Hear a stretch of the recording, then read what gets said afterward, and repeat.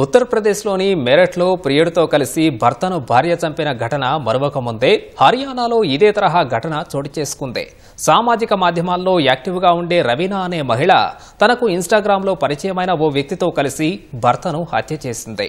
తర్వాత ఏమీ తెలియనట్లు రీల్స్ రేంజ్ పర్ఫార్మెన్స్ ఇచ్చింది.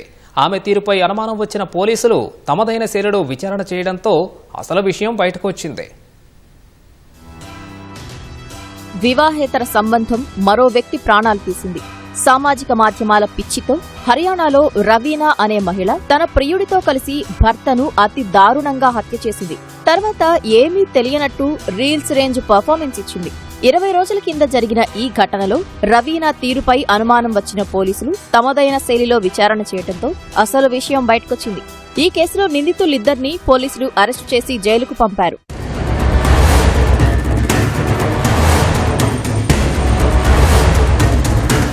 హర్యానాలోని భివానీకి చెందిన ప్రవీణ్, రేవాడిలోని జూడీ గ్రామస్తురాలైన రవీనాకు కొన్నేళ్ల క్రితం వివాహమైంది. వీరికి 6 ఏళ్ల కుమారుడు ముక్కులున్నాడు. రవీనా సామాజిక మాధ్యమాల్లో చాలా యాక్టివ్గా ఉంటుంది. ఆమెకు ఇన్స్టాగ్రామ్లో 34,000కు పైగా ఫాలోవర్లు, యూట్యూబ్లో 5,000కు పైగా ఫాలోవర్లు ఉన్నారు. కుటుంబంలో తలెత్తే సమస్యలు, హాస్యపరమైన వీడియోలు చేసి వాటిని సామాజిక మాధ్యమాల్లో పోస్టు చేస్తుండేది. కుటుంబ సభ్యులు నిరాకరించినప్పటికీ ఏమాత్రం వినేది కాదు. ఇదే విషయంపై పలుమార్లు భర్తతో గొడవ పడింది.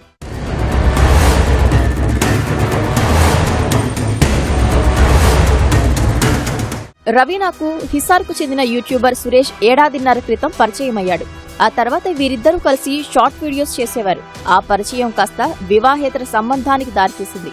రవీనా భర్తకు వీరి ప్రవర్తనపై అనుమానం కలిగింది. ఈ క్రమంలోనే మార్చి 25న సురేష్, రవీనా కలిసి ఉండటాన్ని ప్రవీణ్ చూశాడు.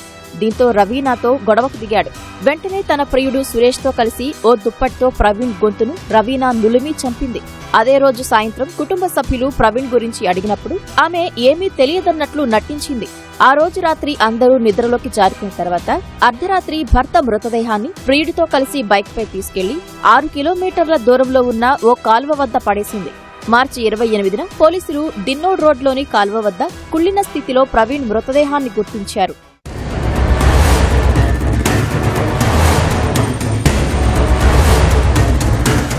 కుటుంబ సభ్యుల ఫిర్యాదు మేరకు దర్యాప్తు చేపట్టిన పోలీసులు ప్రవీణ్ ఇంటి సమీపంలో ఉన్న సీసీటీవీ దృశ్యాలను పరిశీలించారు. హెల్మెట్ ధరించిన అనుమానితుడికి చెందిన బైక్ ప్రవీణ్ ఇంటి సమీపంలో కనిపించింది. రవీనా కూడా బైక్ వెనుక కూర్చుని ముఖం మీద ఓ వస్త్రం కప్పుకొని ఉంది. ప్రవీణ్ మృతదేహం మధ్యలో ఉంది. అర్ధరాత్రి హెల్మెట్ ధరించి ఉన్న ఆ వ్యక్తి ప్రవీణ్ ఇంటికి తిరిగొచ్చాడు. అతడి బైక్ పై ఓ మహిళ మాత్రమే ఉంది. మధ్యలో ఎవరూ లేరు. ఈ నేపథ్యంలో రవీనా ఆమె ప్రియుడు సురేష్ ను తమదైన శైలిలో విచారించగా అసలు విషయం బయటపడింది.